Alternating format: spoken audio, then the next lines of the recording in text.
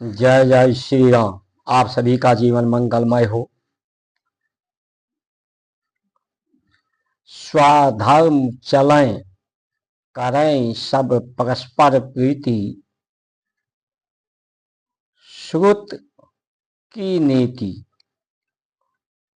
श्रुत यानी वेद, वेद की जो नीति है उस रीत पर लोग उसी जो धर्म बताया गया है, स्वयं धर्म, स्वयं का संज्ञान, स्वयं के संज्ञान से प्रकृति का संज्ञान, परमात्मा का संज्ञान होता है।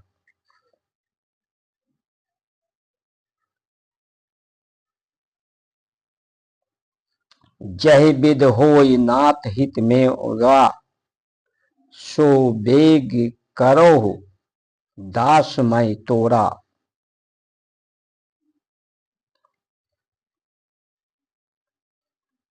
यह विधित हो मेरा, उस तरह से नाथ हित मोरा करो, उसी तरह से बेग दो, गति दो, मति दो, क्योंकि कर्म का कारण तुम हो, तुम ही तुम हो।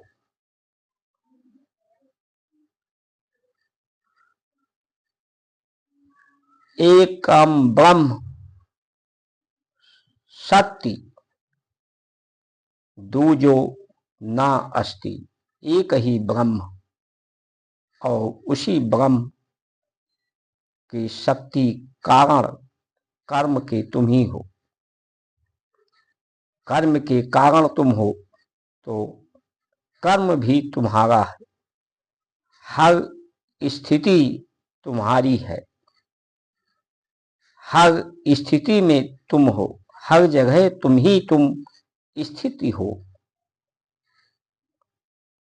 तो हमारी भी स्थिति, पूरे जगत की स्थिति स्वयं के संज्ञान से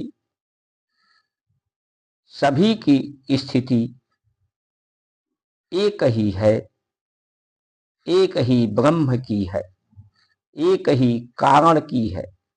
उस कारण में ही कर्म है। तो कर्म, पूजा, कर्म, सभा, समारंभी, ये समर्पित सब कर्म तुम्ही को से अर्पित है, अर्जित है, तुम्ही को समर्पित है।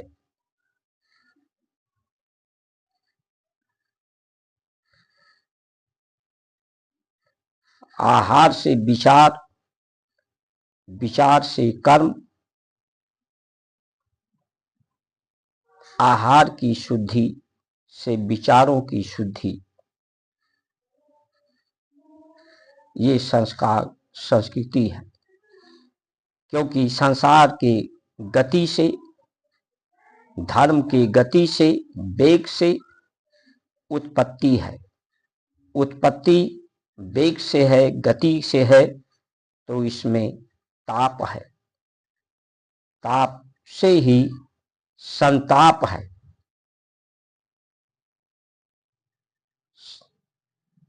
दैहिक, दैविक, भौतिक, ये तीन ताप हैं।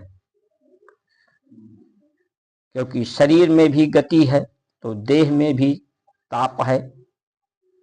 प्रकृति में गति है तो उससे भी कष्ट है। दैहिक, शारीरिक, दैविक यानी देवता देने वाले जो अंतरिक्ष तत्व के भोग से, और जो जीव हैं अपनी आवश्यकताओं को, अपनी को प्रतिष्ठित करने के लिए, अपने जीवन को स्थिति, जीवित रहने के लिए एक दूसरे को हानि पहुंचाते हैं। तो ये सत्य ज्ञान से कि सब ब्रह्म है, ब्रह्म की सभी की स्थिति है, तो सद्ज्ञान से ये भ्रम दूर हो जाए और कोई किसी को हानि न पहुंचाए, सबकी एक समान स्थिति, एक दूसरे को संभालने की, दूसरे का ध्यान रखने की, दूसरे का शुभ कर्म, शुभ विचार, कल्याण का हो। तो जो स्थिति तुम्हारी होगी वही स्थिति जगत की, परमात्मा की स्थिति कि एक सब एक दूसरे का कल्याण करेंगे, किसी के द्वारा किसी का अहित अशुभ नहीं होगा। तो इससे जो भौतिक ताप है वो समाप्त होगा। शरीर के आहार के शुद्धिकरण से, मन चित्त बुद्धि के स्थिरता से, समर्पित भाव से, समर्पित कर्म से शरीर दैहिक ताप समाप्त होगा। प्रकृति की पूजा इसीलिए हम करते हैं, वन की, जंगल की, नदियों की, पहाड़ों की, क्योंकि उन्हें देव कहते हैं, पृथ्वी की, जिससे जीवन है, जिससे हम पूजा करते हैं, उसी का सम्मान करते हैं। सम्मान से उसकी सुरक्षा होती है, उसकी स्थिति की, पवित्र स्थिति की, शांति स्थिति की सुरक्षा होती है, जिससे दैहिक, दैविक, भौतिक तीन ताप रामराज में नहीं थे। ये धर्म का पर्याय है कि इन तीन तापों से मुक्ति हो।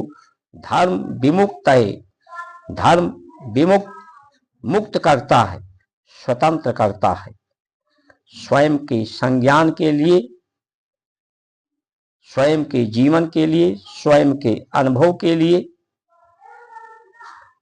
रिद्धि लेके आगमन और सिद्धि लेके निगम, यानी तेरा ही सब कुछ है, तुझको ही अर्पण है, सारे कर्म अर्पण है, कर्म का कारण तू है।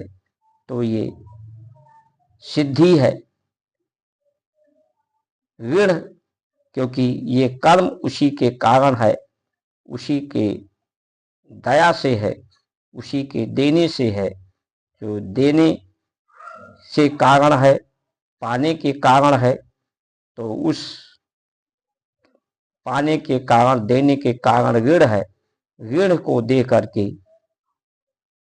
सिद्धि प्राप्त होती है। तो ये मति और गति शुद्धता की। लेकिन आज जो स्थिति है भारत की, भारत आज संवैधानिक नियंत्रण में है। अपना मत दे करके, मत यानी विचार, आप अपने विचारों का दान करते हैं नेताओं को, और इनके अनुसार आपका जीवन है। ये जैसा चाहते हैं आपके जीवन पर इनका नियंत्रण है। आपका सुख दुख, सुख शांति, स्वस्थ रहना, संतुष्ट रहना, समृद्ध रहना, इन पर निर्भर है। आप स्वयं पर आप निर्भर नहीं है, स्वयं के संज्ञान पर। धर्म के नियंत्रण में, धर्म की स्वाधीनता और इनकी जो व्यवस्था है, प्रकृति को दूषित संसार में गति बढ़ा रहे हैं। जो आहार व्यवस्था है, जिसका व्यापार व्यवस्था है, Thums Up, Coca Cola, plastic, fridge, AC, आधुनिक गाड़ियां, संसाधन, जो आपके मन की गति, इंद्रियों की गति, प्राण की गति को ठीक नहीं रहने देते।